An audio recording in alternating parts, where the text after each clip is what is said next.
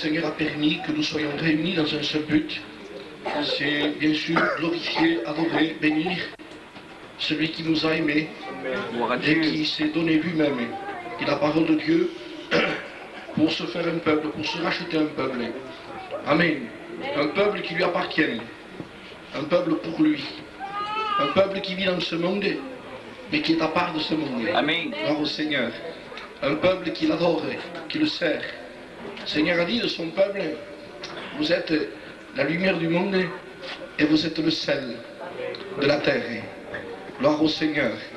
Et si peut-être pour certains, le peuple de Dieu n'a pas de puissance, si les chrétiens n'ont aucune importance, eh bien la Bible dit que c'est justement le peuple de Dieu qui sur la terre est la lumière du monde. Amen. Gloire à Dieu. Et le sel de cette terre. Amen. Gloire au Seigneur. L'apôtre Saint Paul disait, nous passons pour être inconnus, quoique bien connus. Amen. Gloire à Dieu. Gloire au Seigneur. Nous passons pour être morts, quoique bien vivants. Amen. Gloire au Seigneur.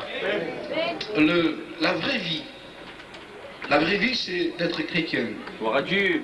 Amen. Amen. Amen. D'être un enfant de Dieu. Or, ce soir, à travers l'évangile, à travers la parole de Dieu, nous voulons voir bien sûr de quelle façon être sauvés, comment appartenir à Dieu. C'est le but de cette réunion. C'est une réunion d'évangélisation, mais ce que nous voudrions, c'est être parfaitement sauvés. Gloire à Dieu. Gloire au Seigneur. Il n'y a pas de demi-sauvés Amen. et il n'y a pas de demi-chrétiens. Hein? Vous savez, ça ne se mélange pas. Ou on est chrétien, ou on ne l'est pas. Ou on est sauvé, ou on est perdu. Oui, c'est vrai, Seigneur. Donc ce que nous voulons, nous, c'est donner aux gens le témoignage de ce qu'est quelqu'un qui est sauvé. Gloire à Dieu. Gloire au Seigneur. Donc Jésus-Christ seul est capable de sauver, nous le savons. Il n'y a aucun homme ici, quel qu'il soit, qui peut apporter le salut à quelqu'un. Et même la Bible dira, maudit soit l'homme qui se confie en l'homme, qui prend la chair pour appui, qui s'appuie sur les hommes, qui cherche la solution dans un être humain. Mais le Seigneur bénit ceux qui se confient en Dieu. Amen. Béni soit celui qui se confie en l'éternel. Et dans l'éternel est l'espérance. La seule espérance de notre vie. Le seul but de notre vie. Amen. La seule joie de notre vie, c'est Jésus-Christ. Jésus-Christ dans toute sa puissance, dans toute sa grandeur. Alléluia. Gloire à Dieu. Dans toute sa lumière. Alléluia. Gloire au Seigneur. Nous voulons être un peuple qui lui appartienne. Gloire à Dieu. C'est à nous de faire ce choix ce soir, à travers l'évangile, à travers la parole de Dieu, à travers l'exemple que le Seigneur, je crois que c'est le Seigneur qui m'a mis à cœur, ce passage dans le livre de l'Exode, au sujet de la délivrance du peuple d'Israël. Gloire à Dieu. Il est normal qu'il y ait un peu de trouble, il y a des enfants, hein, mais quand on veut écouter, on écoute. Amen. Vous êtes d'accord, hein? Quand on est intéressé par quelque chose, il n'y a rien qui peut nous couper, qui peut nous couper le contact, la communion. Donc ce soir, la réunion est importante, non pas parce que c'est moi qui prêche, ce serait n'importe lequel de ses serviteurs ici. La réunion est importante parce que Jésus-Christ est au milieu de nous. Amen. Et pourquoi c'est la réunion la plus importante? Je vous dire une chose, c'est la réunion la plus importante qu'on ait jamais fait dans notre vie. Vous savez pourquoi? Parce que c'est peut-être la dernière réunion. Amen. C'est peut-être le dernier soir. C'est peut-être le dernier moment que nous sommes en train de passer. Alors le plus important ce soir, c'est de savoir si Jésus-Christ venait ce soir, si notre vie s'arrêtait ce soir, quel chemin nous avons pris. C'est pour cela que la réunion a un but. Et le but de la réunion, je l'ai dit encore hier, c'est de nous préparer à rencontrer Dieu. Amen. Nous existons sur la terre dans un seul but, c'est de nous préparer pour le grand voyage. Alléluia. Amen. Gloire au Seigneur. Avant de faire lecture dans la Bible, je me souviens de cette histoire. Vous savez que les rois, avant, dans le Moyen-Âge, on appelait ça des bouffons, des fous.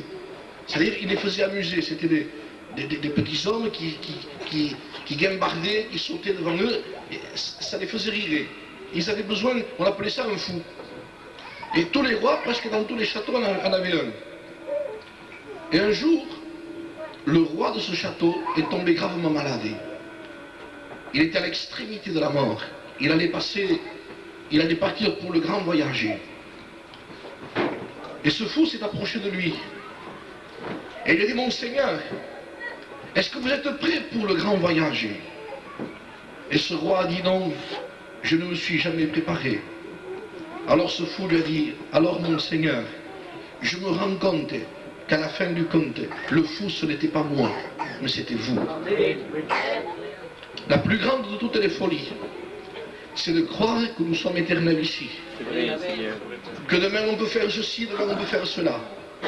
La plus grande de toutes les folies, c'est de croire que nous sommes sur la terre pour manger, boire et dormir et travailler. Pourtant les gens ne vivent que pour ça. On travaille pour vivre, mais les gens vivent pour travailler, c'est différent. Ils ne pensent qu'à ça. Ils ne pensent qu'aux choses de la terre. Et ils ne se rendent pas compte qu'il y a un créateur et que nous sommes ses créatures. Et qu'un jour il faudra rendre des comptes à ce créateur. Et que la Bible dit que tous les hommes se présenteront devant Dieu. Gloire au Seigneur. Les uns diront la Bible pour l'opprobre éternelle, pour la ruine éternelle. Mais les autres aussi pour la gloire éternelle. À tous ceux qui ont cru, qui ont reçu, qui ont voulu, qui ont prêté attention, qui ont considéré, qui ont pesé, et qui ont dit l'évangile c'est la chose la plus sérieuse qu'il puisse y avoir dans la vie.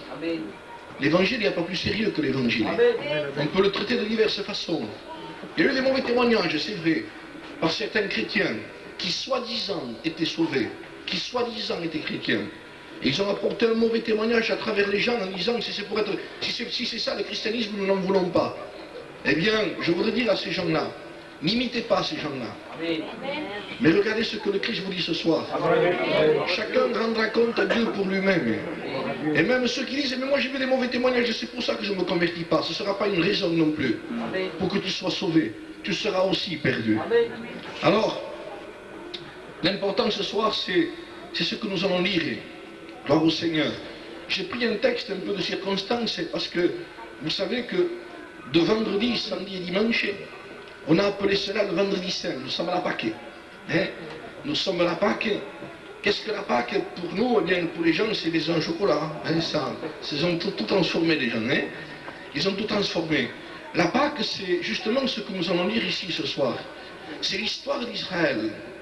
Vous avez peut-être vu le film, les 10 commandements, d'autres ont lu la parole de Dieu, c'est plus clair la parole de Dieu que le film. Il y a beaucoup de mensonges dans le film. Hein?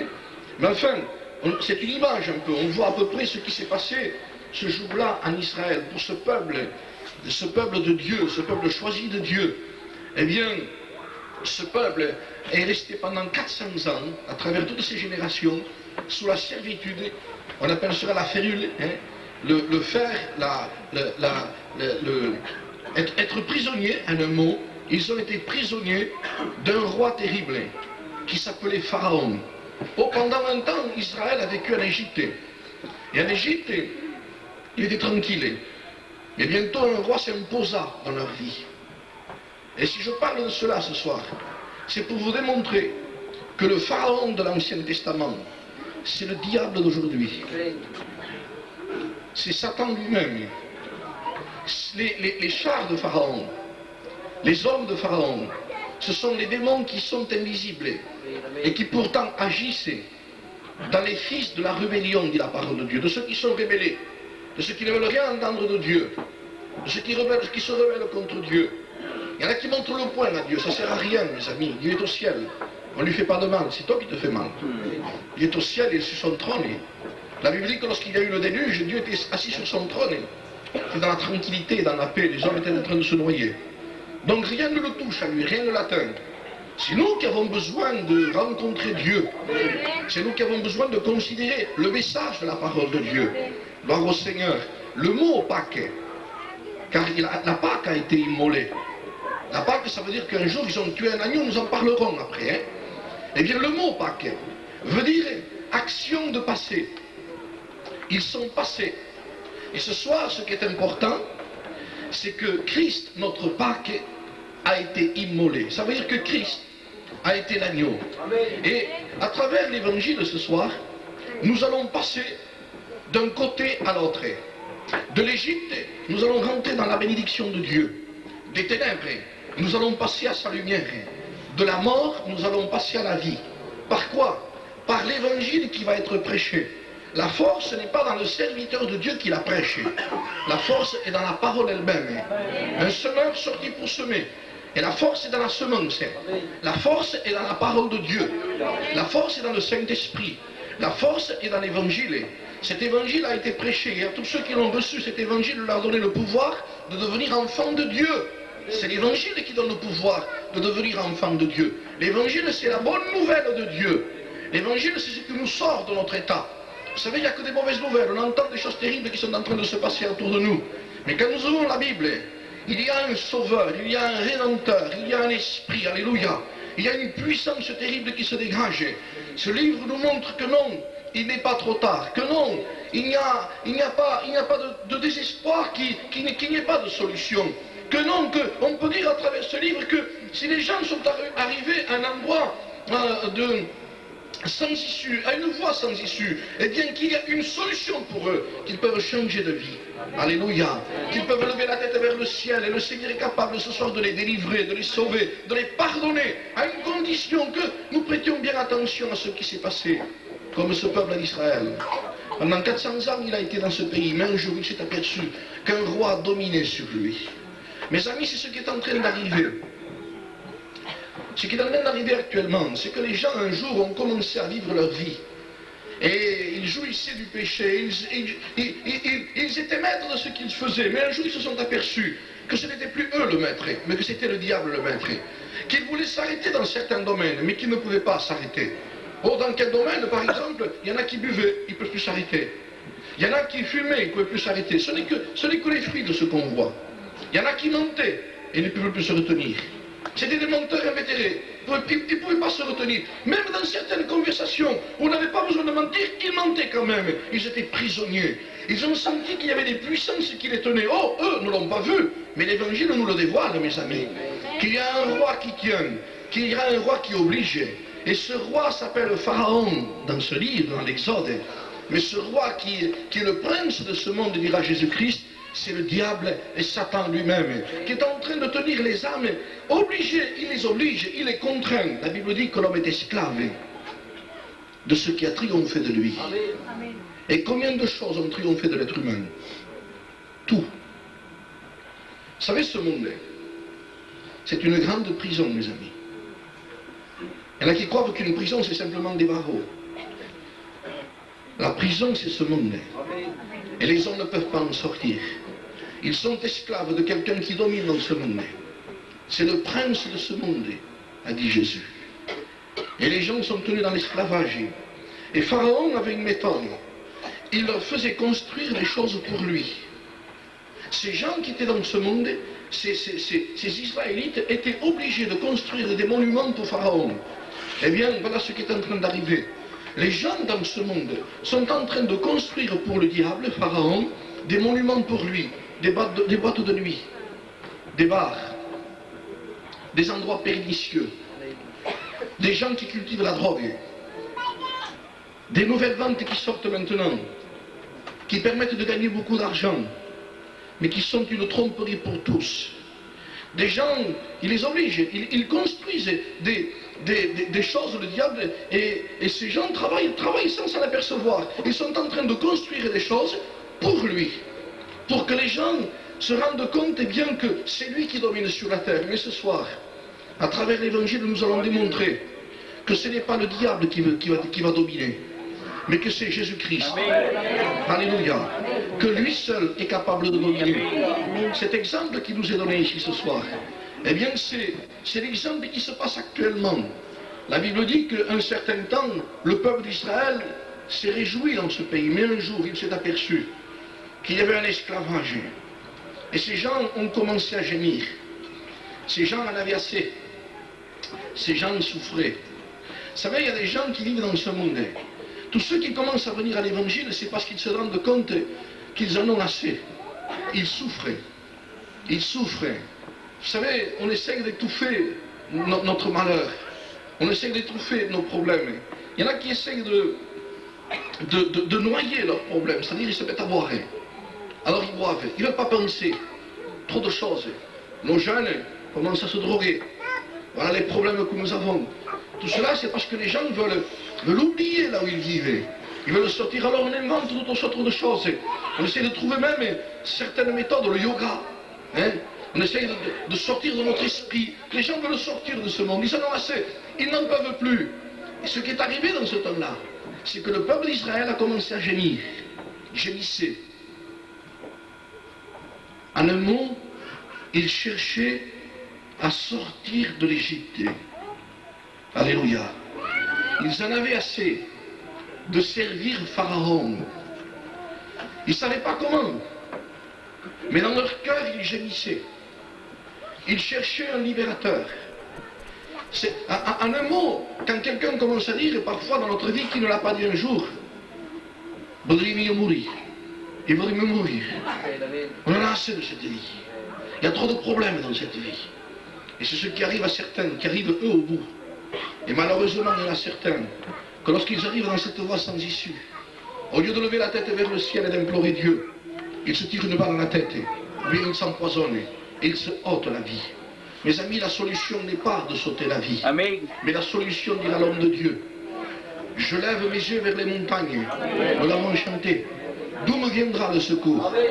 Le secours me vient de l'Éternel, qui a fait les cieux et la terre. Alléluia.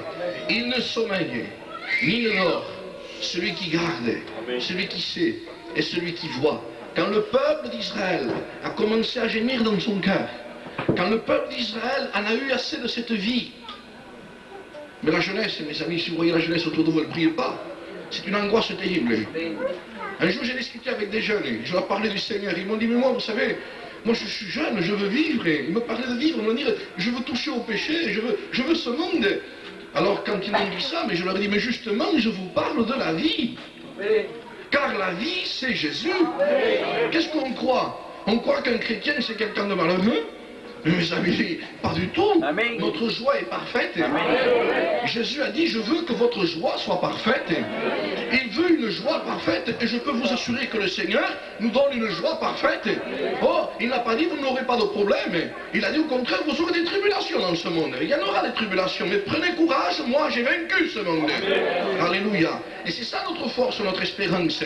La jeunesse d'aujourd'hui, ceux qui sont jeunes et ceux qui sont moins jeunes, ont besoin de rencontrer Jésus-Christ. On peut essayer par tous les moyens d'apporter une solution à la vie. Mais mes amis, si je disais l'autre jour, c'est mettre un cataplasme sur les jambes en bois, mes amis, ça ne fait rien du tout. La solution de ce monde, ce n'est pas d'aller s'éclater à gauche ou à droite. La solution de ce monde, c'est de rencontrer notre Sauveur. Si notre âme gémit à l'intérieur, s'il y a des cris qui se poussent vers Dieu, en disant, mais j'en ai assez de ce monde, j'en ai assez.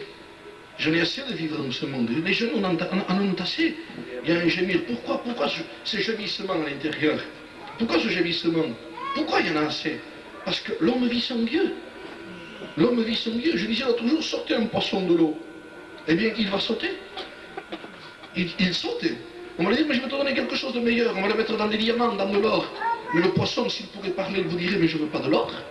Je ne veux pas des diamants. Alors on dit, mais je vais t'apporter des billets, tu vas voir, tu seras bien, tu seras content. On comprend que la solution est là. Les êtres humains, c'est pareil. Gagne beaucoup d'argent et tu verras, tu seras tranquille, tu te sentiras bien. Si tu fais une bonne journée, tu verras ta joie le matin. Il y en a qui sifflent tout. S'ils ne travaillent pas, ils ne sifflent plus. Alors, vous comprenez, c'est parce qu'ils croient que leur joie est là-dedans. Alors, on prend des billets, je vous donne l'exemple du poisson, on prend des billets, et on les met dans un aquarium, et on les met plein de billets de 50 000. Et le poisson, s'il pourrait pas dire, je veux pas ça. Je veux pas ça. Des boîtes de nuit, je veux pas une boîte de nuit. Des mariages, mais je veux pas de mariage, moi. Je veux pas aller m'éclater partout, moi. Le poisson dira, vous n'auriez pas un peu d'eau? Vous n'auriez pas quelques litres d'eau pour me mettre à l'intérieur? Gloire à Dieu. S'il pourrait parler, est-ce que c'est pas vrai qu'il dit ça? La preuve, où c'est qu'elle est?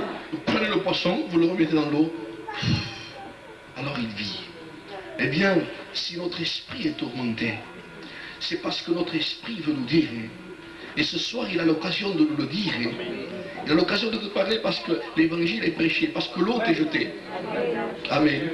Et tu es en train de réfléchir, mais c'est vrai, mon esprit est en train de me dire, c'est en Dieu qu'est ta vie.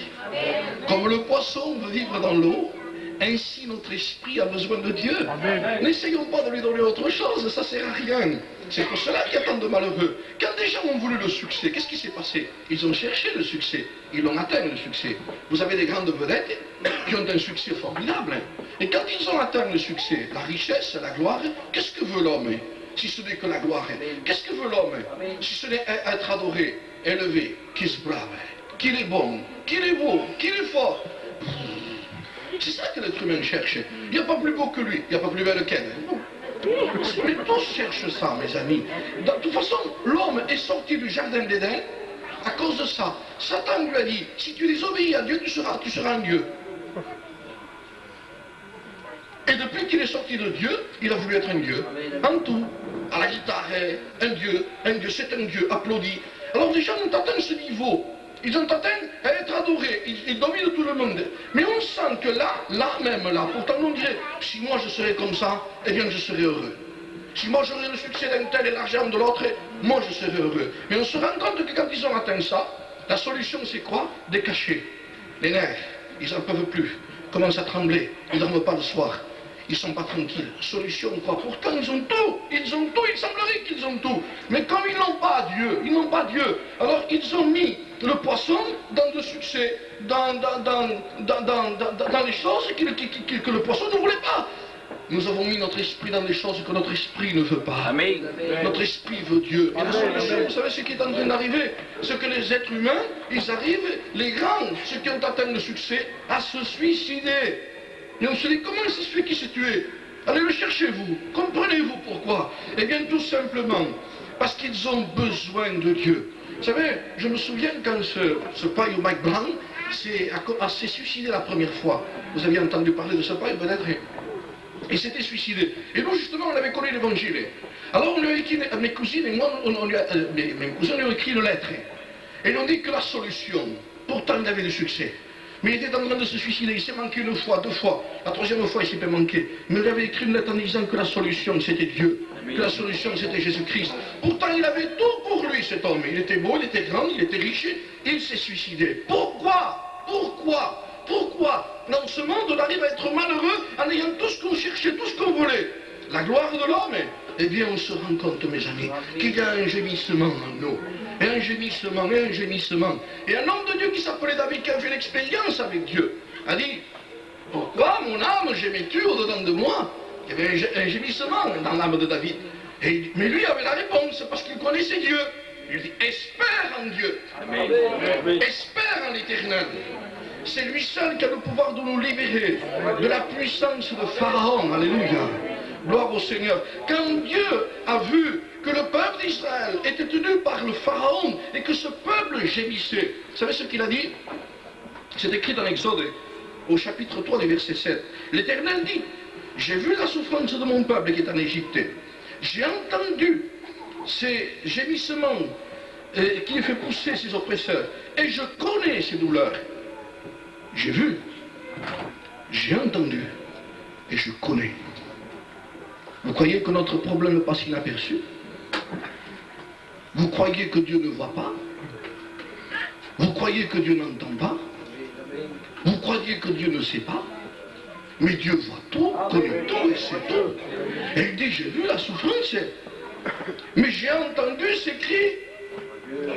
Et le Seigneur, quand il entend un cri, quand il entend un soupir vers lui, combien de fois nous l'avons pas dit? Oh, Dieu meu, qu'il n'a pas dit ça dans sa vie.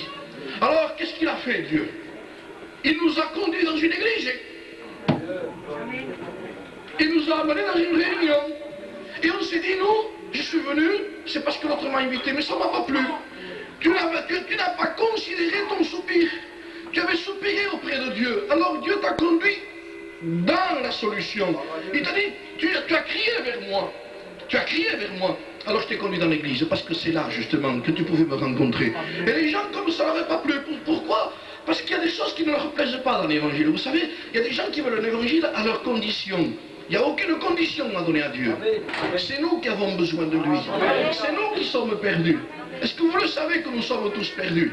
Est-ce que vous savez que l'enfer est ouvert pour celui qui ne se repent pas? Et que tous les hommes, aujourd'hui, en ce moment où je suis en train de prêcher la parole de Dieu, et il y a des milliers d'hommes qui sont en train de plonger dans cet endroit, le séjour des morts, la séparation avec Dieu. Pourquoi? Parce qu'ils ne veulent pas de Dieu. Ils ne considèrent pas Dieu. Ils veulent un Dieu à leur image, à leur façon.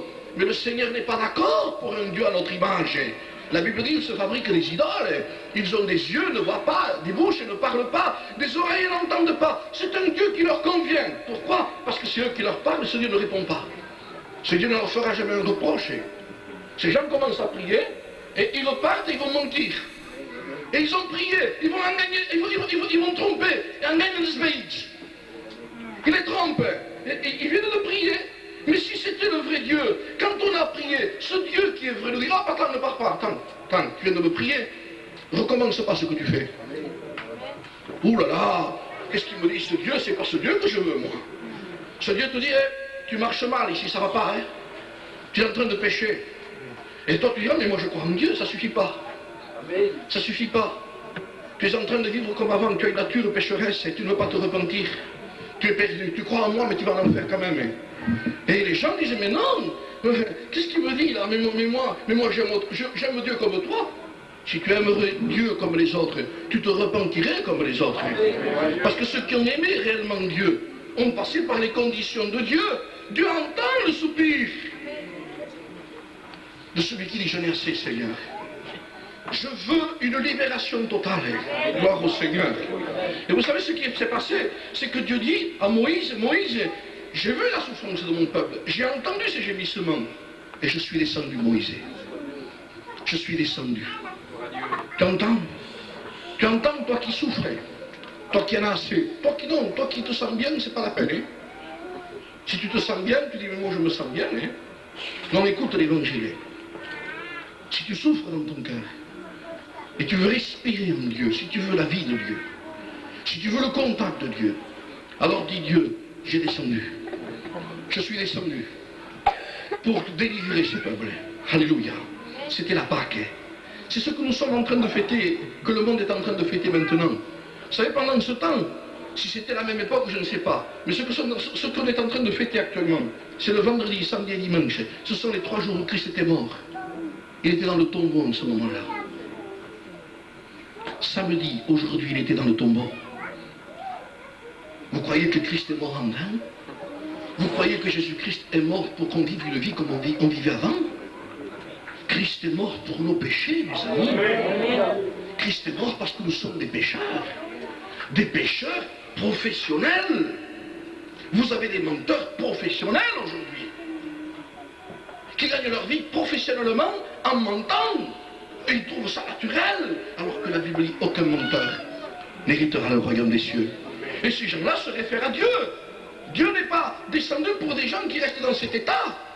Dieu descend ce soir par son esprit, par sa parole et par son fils, pour libérer ceux qui gémissent dans leur cœur et qui disent, je veux une autre vie, je ne veux plus rester en Égypte sous la férule de Pharaon, je ne veux plus construire pour lui, je veux bâtir pour Dieu. Je suis descendu, dit Dieu, pour faire monter ce peuple. Quand Dieu descend, il fait monter quelqu'un. Vous comprenez? Et quand quelqu'un reçoit Jésus-Christ, il ne vit plus sur cette terre. Il monte, il part de cette terre, il quitte cette position. Dieu dit, je suis descendu pour qu'il monte. Où? Dans un pays, alléluia, un pays de bénédiction, un pays où coule le lait et le miel. Là où il y a du lait et du miel, le lait c'est la parole de Dieu, le miel c'est la douceur de Dieu, c'est l'amour de Dieu, mes amis. C'est ça ce que fait l'évangile. Quand quelqu'un reçoit le Christ, c'est parce que Dieu le fait monter. Vous savez, en ce temps-là, il a envoyé Moïse. Mais dans le temps où je vous parle, la Bible dit que Dieu, pendant un temps, a parlé par les prophètes. Il a envoyé ses serviteurs, Moïse et tant d'autres hommes. Mais que dans les temps de la fin, Dieu a parlé par le Fils. C'est-à-dire que pour que nous puissions nous monter et quitter cette position que nous avons de péché, la Bible dit que Jésus-Christ était riche et il s'est fait pauvre, afin que nous qui étions pauvres, nous devenions riches en lui. Alléluia. Gloire au Seigneur. Ce que Dieu veut, c'est que nous soyons riches de lui. Gloire à Dieu. C'est ça le plus important. L'important n'est pas ce qu'il y a sur la terre. La Bible dit que nous n'emporterons rien de la terre. Mais que Jésus-Christ était riche, lui. Amen. L'or est à moi, dit Dieu. L'argent est à moi. La terre est à moi. Je fais ce que je veux, dit Dieu. Que pourrez-vous m'offrir? Ce que Dieu demande de toi ce soir, ô hommes et femmes, c'est que tu sois humble devant Dieu. Et que tu reconnaisses ta pauvreté, que tu reconnaisses ta bassesse, que tu reconnaisses que tu es pécheur, corrompu, que tu as besoin de la grâce de Dieu. Il veut te sortir de là, à une condition que tu le vois. Remarquez ce qu'a fait dans le livre de l'Exode Moïse. Le texte dit que Moïse, lorsqu'il a parlé avec Dieu, Dieu lui dit d'abord, va vers le peuple. Avant d'aller vers Pharaon, va vers le peuple. Avant d'aller vers le diable, va vers le peuple. Il y en a qui accusent le diable. C'est parce que toi tu veux vivre avec lui. Parce que je peux t'assurer que si tu te tournes vers Dieu, le diable n'a plus de pouvoir sur toi. Le péché n'a plus de pouvoir sur toi. La Bible dit que celui qui est né de Dieu ne pêche plus. Parce qu'il a la semence de Dieu en lui. Alors qui livre la Bible ou les hommes? Il y en a qui excusent le péché dans toutes ses formes. Mais c'est diabolique ça, mes amis. Nous avons quitté ce pays. Gloire au Seigneur.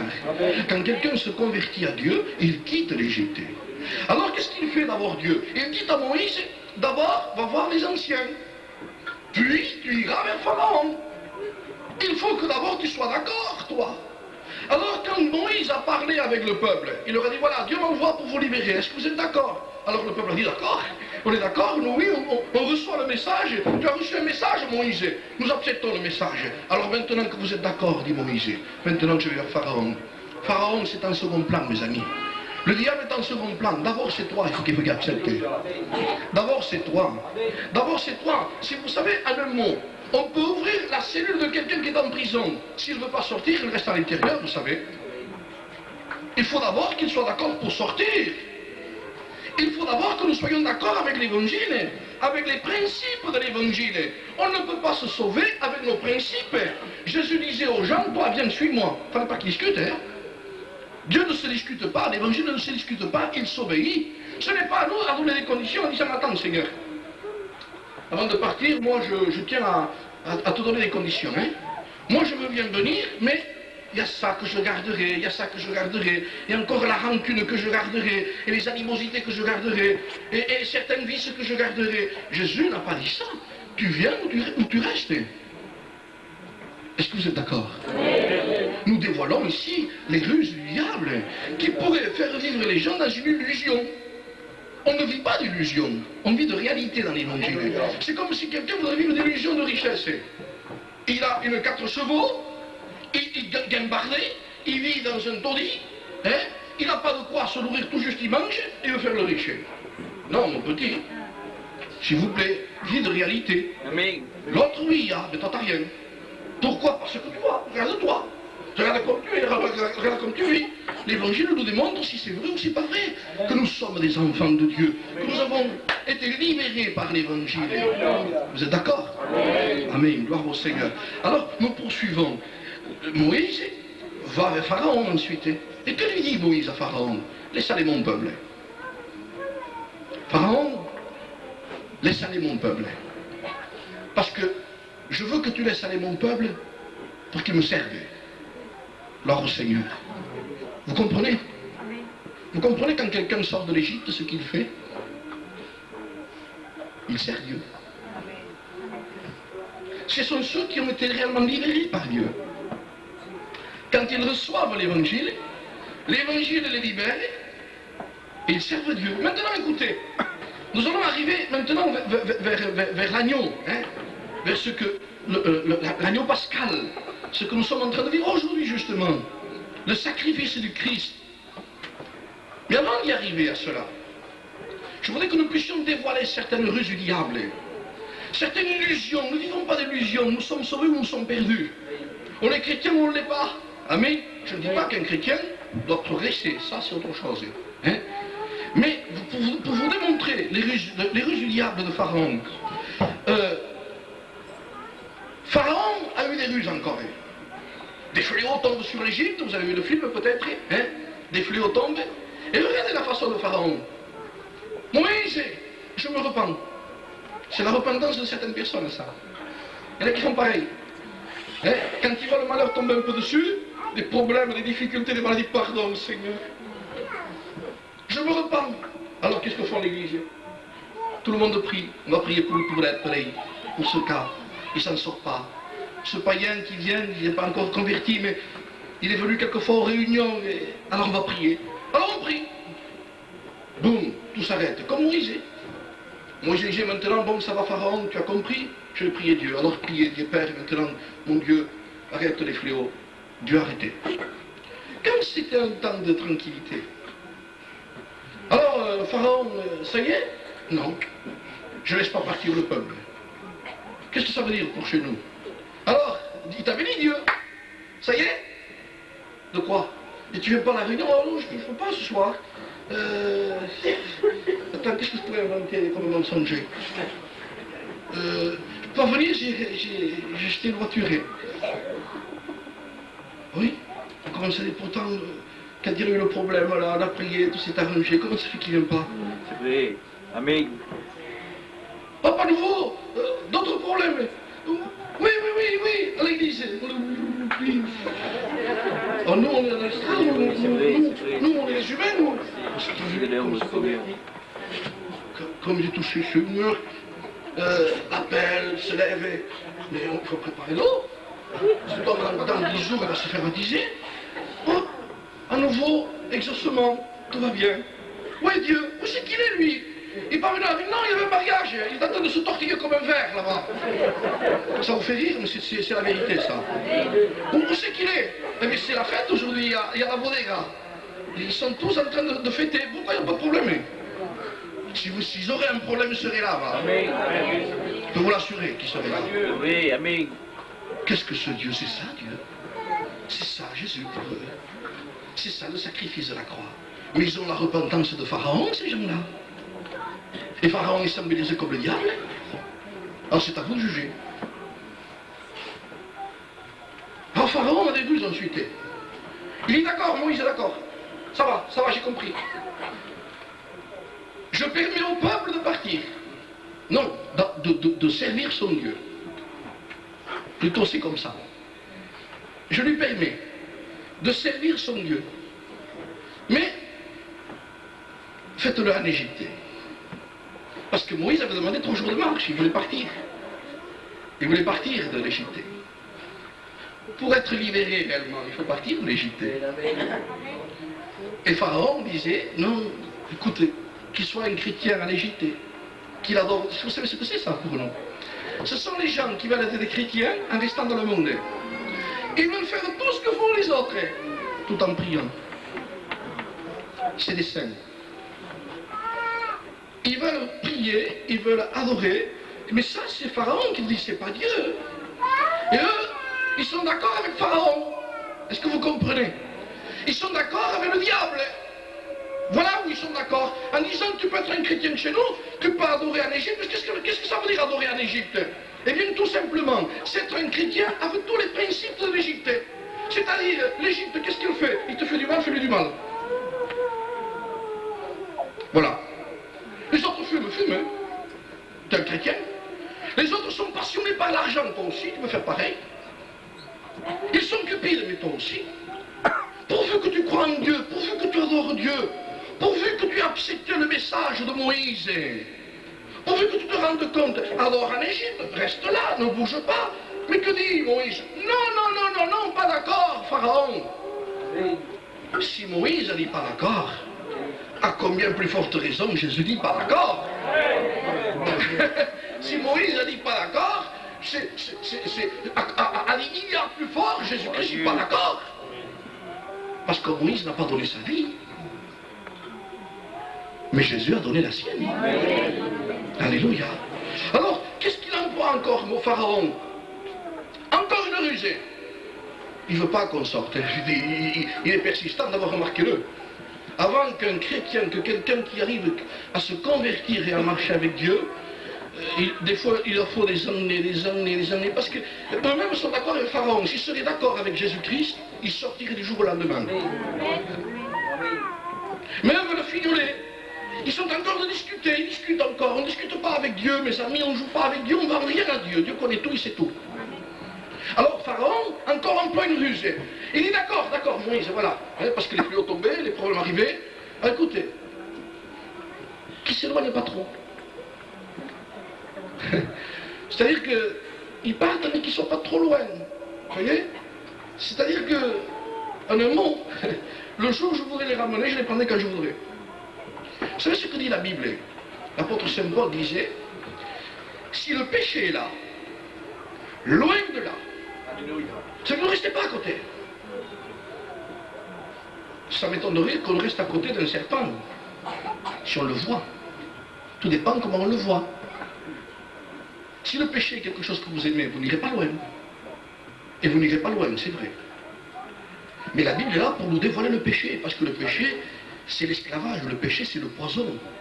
Si quelqu'un voit un cobra, un aspic, qui peut injecter son venin et qui peut tuer à l'instant, s'il est là, il ne restera pas là, lui.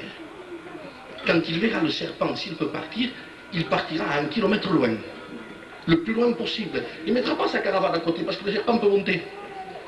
Alors si le péché est à un endroit loin de là, Pharaon voulait tenir le peuple en disant reste encore ici, reste ici, ne bouge pas. Ou alors si tu veux pas, un peu loin, pas trop loin, c'est-à-dire n'allez pas trop loin avec Dieu. Pas en faire tant. Pas trop loin, dit Pharaon, le diable. Et ce qui m'étonne, moi, ce sont certains chrétiens qui parlent comme Pharaon. Et qui disent, il ne faut pas en faire tant, pas trop loin. Vous vous rendez compte de ce que vous dites? S'il y en a qui parlent comme ça, faites-les taire. Parce que vous leur dites, tu parles comme un pharaon. Là. Amen. Pas trop loin, ça veut dire pas trop loin de l'Égypte. J'ai assez vécu pour le diable, moi, je veux vivre loin de lui maintenant. À quelle distance? Moi aussi, elle est sur la terre. Regarde la distance. Pas quelques kilomètres, à des milliards de kilomètres de lui. Pourquoi? Parce que je ne veux plus son règne. Je ne veux plus de ce qui est à lui, moi.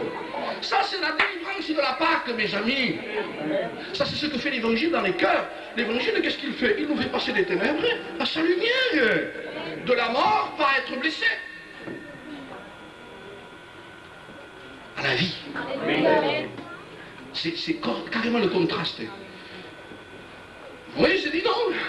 Pas d'accord. Gloire à Dieu. Pour de tels hommes. Non, pas d'accord. Amen. La délivrance, oh, j'évangélise. La délivrance est là. Gloire au Seigneur. Pharaon recommence, c'est persistant. Il écoute Moïse. Troisième ruse. Vas-y, toi. Vas-y avec ton peuple. Vous, les hommes, allez-y. Et laissez les enfants là. Encore une ruse. Vous savez, qu'est-ce que ça symbolise pour nous les enfants? C'est petit ça. L'enfant c'est petit. D'accord? C'est rien ça, on peut le laisser ça.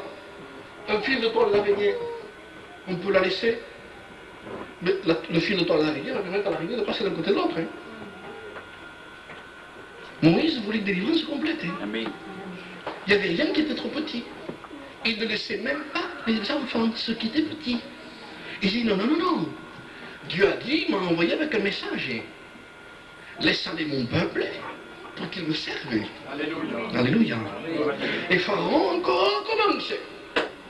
Écoute, pars comme tu m'as dit, mais laisse-la le bétail. Laisse-la les troupeaux. Mais comment tu veux que je parle de son troupeau?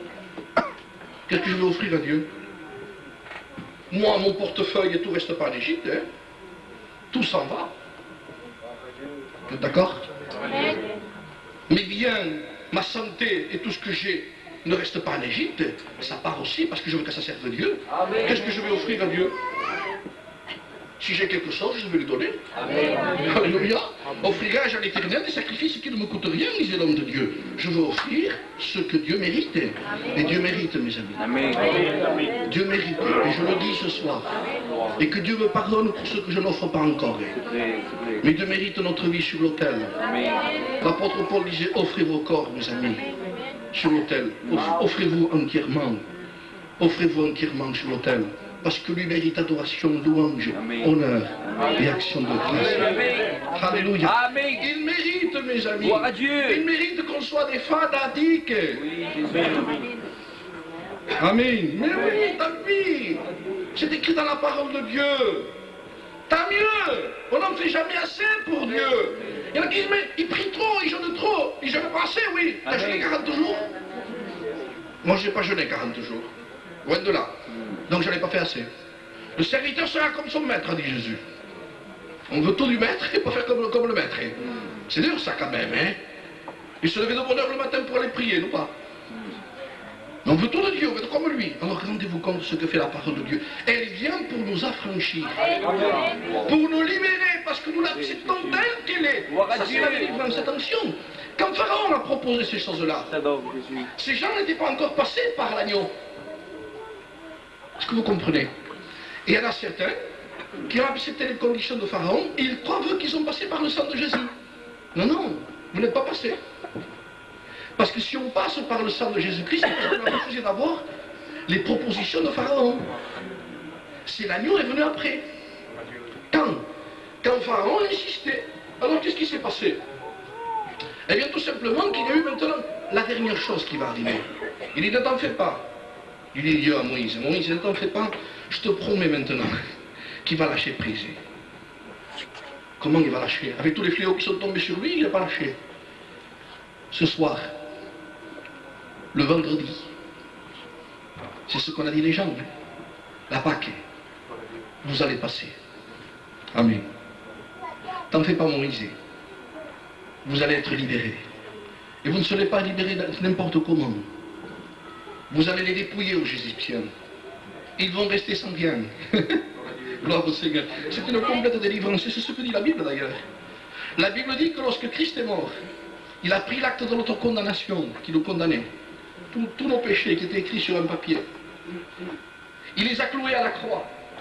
Amen. Il a pris le papier, il l'a cloué. Il a livré un spectacle, les dominations, les autorités, les princes de ce monde de ténèbres. Il les a dépouillés. Gloire au Seigneur.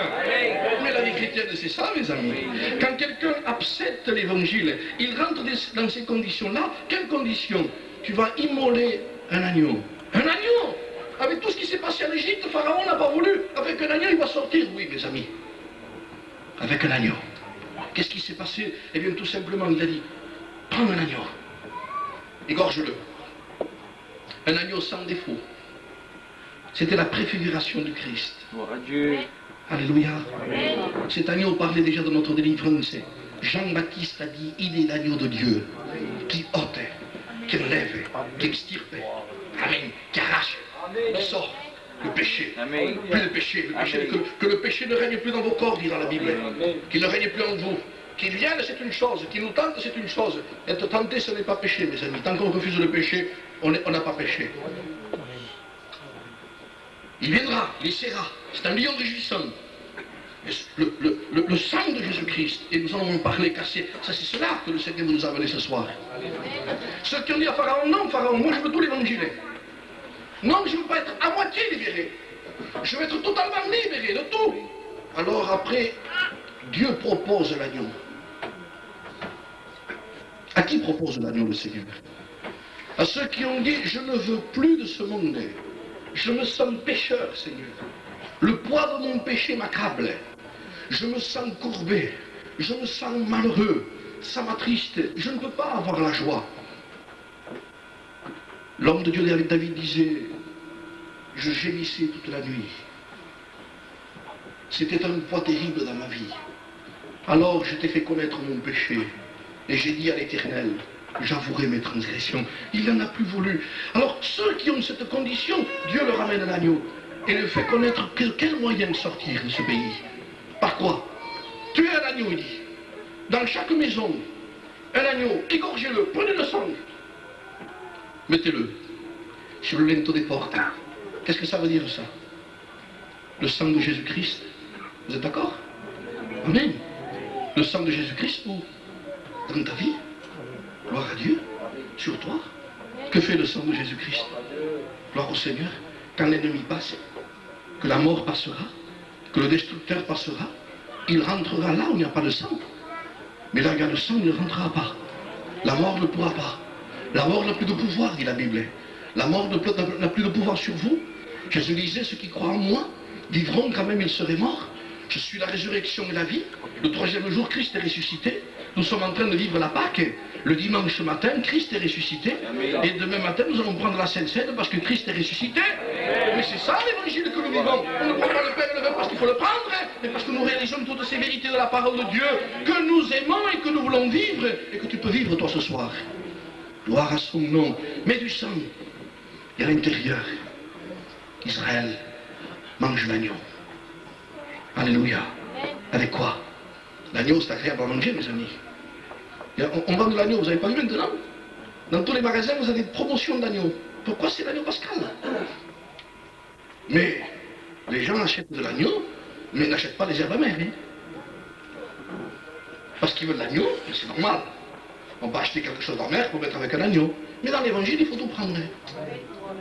Que les gens fassent une chose, c'est leur façon de faire, ça. Mais pour nous, l'évangile, c'est que le sang sera mis sur le linteau de ton cœur, de ta porte. Mais à l'intérieur, Moïse, il y a un ordre, il y a une obéissance, il y a une condition. Le sang est efficace, à une condition, à l'intérieur obéit. Le sang de Jésus-Christ ne purifie pas le péché qui n'a pas été ôté.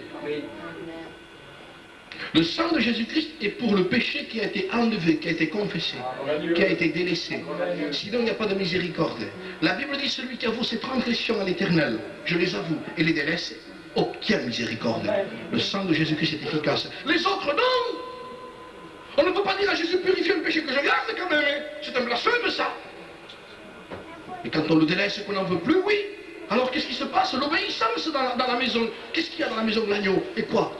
Et les herbes amères, mes amis. Il y a des choses que nous aimons dans la parole de Dieu, mais d'autres choses que nous aimons moins. Mais le Seigneur a promis, tu mangeras la Pâque. Je vais vous le lire parce que c'est important. De quelle façon ils ont mangé la Pâque? Au chapitre 8, je crois que c'est. Un peu plus loin, je ne sais pas. Moi, je vais vous le trouver. Oui, Exode 12. Quand vous mangerez la Pâque, vous aurez vos reins saints.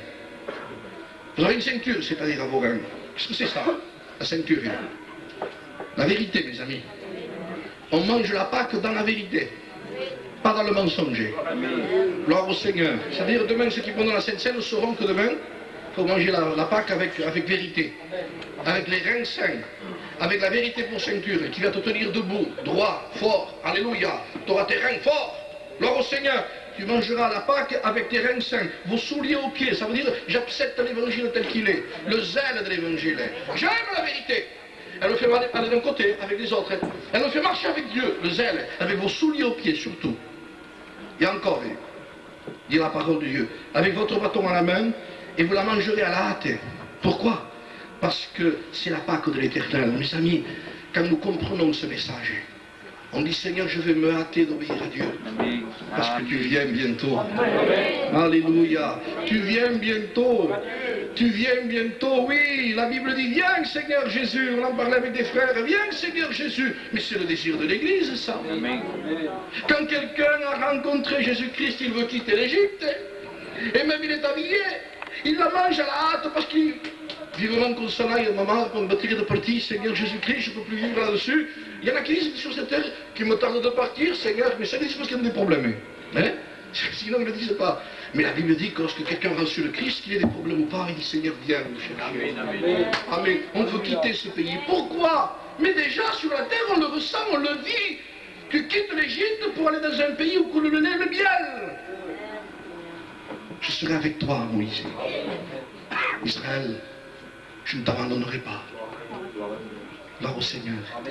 Entre ce vendredi, Christ a été crucifié. La Bible dira, Christ, notre Pâque, a été immolé. Il s'est laissé traîner comme un agneau. On disait de lui, il est l'agneau de Dieu qui ôte le péché du monde.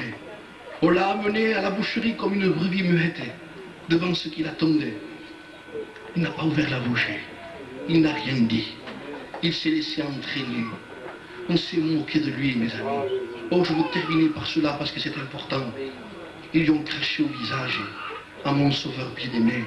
Quand je pense à cela, ça m'attriste, ça m'a fait du mal. Ils lui ont craché au visage. Il ne pouvait même pas s'essuyer, il était attaché. On lui crachait au visage. La Bible dit qu'il ne détournait pas le visage au crachat et aux ignominies. Quand quelqu'un se le prenait bien en face, regardez ce qu'il faisait. Blam, il le crachait au visage. Et lui restait là. Il ne faisait même pas ça avec son visage. Parce qu'il savait qu'il fallait qu'il soit l'agneau. L'agneau pour nous sortir. Et vous voulez encore aimer le péché? Mais ça c'est difficile. Que nous ayons des problèmes, c'est une chose. Que nous ayons des faiblesses, mais excuser le diable et le péché, alors ça c'est le pire des blasphèmes. Quand je pense qu'ils ont crucifié, qu'ils ont craché au visage de mon Seigneur, qu'ils ont mis une couronne d'épines, ils ont pris un bâton, ils ont bandé les yeux, ils le faisaient tourner comme ça. Ils le frappaient, et les Romains disaient qu'il a frappé. Si tu es Jésus, si tu es quelqu'un qui sait tout, dis-nous-le, devinez. Ils se sont moqués de lui. Le sang a commencé à ruisseler, à se mélanger avec les crachats. Ils lui ont brisé ses dents avec un caillou, dit la Bible. Ses lèvres étaient enflées. Le sang commençait à jaillir de sa bouche. Le front commençait à couler. Le sang commençait à ruisseler sur son visage, sur sa barbe. Ils lui ont arraché la barbe. Ils l'ont forcé à porter une croix. Ils l'ont emmené à Golgotha. Ils ont mélangé la croix. C'était l'agneau de Dieu. L'agneau de Dieu. Il offrait un agneau de Dieu. Pour que nos péchés soient enlevés.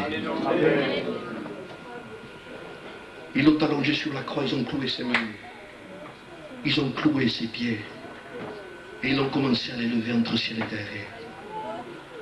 Et là, entre ciel et terre, dit la Bible, il était devenu le médiateur entre Dieu et les hommes. Pour réconcilier Dieu avec les hommes. En mourant sur la croix, mes amis, il prenait la main de Dieu et la main de l'homme. Il les joignait. Et il se les mettait sur son corps là. Elle disait, Père, j'ai tout accompli. Père, ça y est, j'ai réconcilié l'être humain avec toi.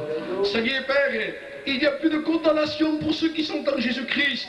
Ils sont passés des ténèbres à la lumière de la mort à la vie. Seigneur Père, l'enfer est fermé, le ciel est ouvert, Père, à tous ceux qui croiront, qui ont reçu, ils vont devenir enfants de Dieu, Père. Ils ne pécheront plus parce qu'ils t'aiment, parce que moi j'ai le pouvoir de les délivrer. Ça, c'est la réconciliation. Et un mot, vous savez, la Bible dira dans les prophètes qu'il a tellement souffert, il avait tellement soif, car cette crucifixion apporte la fièvre. On a presque 40 de fièvre passée, dit par les docteurs, par la science. Souffrait quelque chose de terrible, il avait soif. Et la Bible dit que sa langue s'attachait à son palais. Il ne pouvait même pas ouvrir la bouche. Rendez-vous compte avec tous les coups qu'il avait reçus. Sa langue, il avait soif, il dit j'ai soif. On lui a donné du vinaigre. Vous vous rendez compte avec toutes les plaies qu'il avait sur son visage, sur les lèvres, lui mettre du vinaigre dessus, quelle douleur. Il ne pouvait pas faire ça avec la main. Il aurait pu le faire. Il était fils de Dieu, il aurait pu descendre de la croix. Mais il a fait pour nous. Et quand il a pu décrocher sa langue, écoutez bien, quand il a pu décrocher sa langue s'attachait à son palais, dit le prophète. Quand il a pu la décrocher, ce n'était pas pour les maudire aux hommes. Père, avec la peu de force qu'il y restait, Père, pardonne-leur. Pardonne-leur. Gloire à Dieu.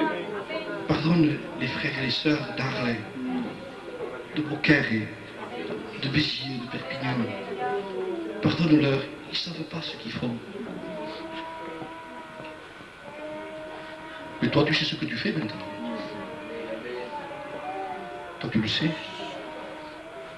N'abusons pas de son amour, mes amis. La Bible dit que la lampe du méchant s'éteindra.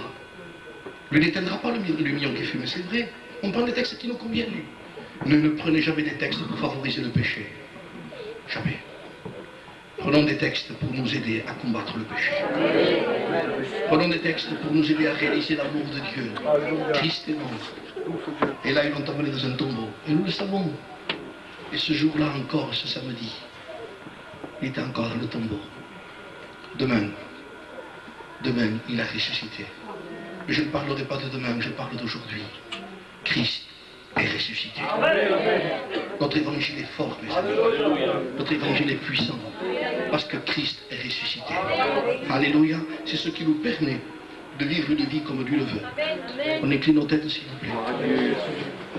Nous te bénissons pour ta parole, Seigneur. Nous te louons pour ton onction, pour ta révélation, pour le Saint-Esprit, pour la paix, le bonheur de te connaître.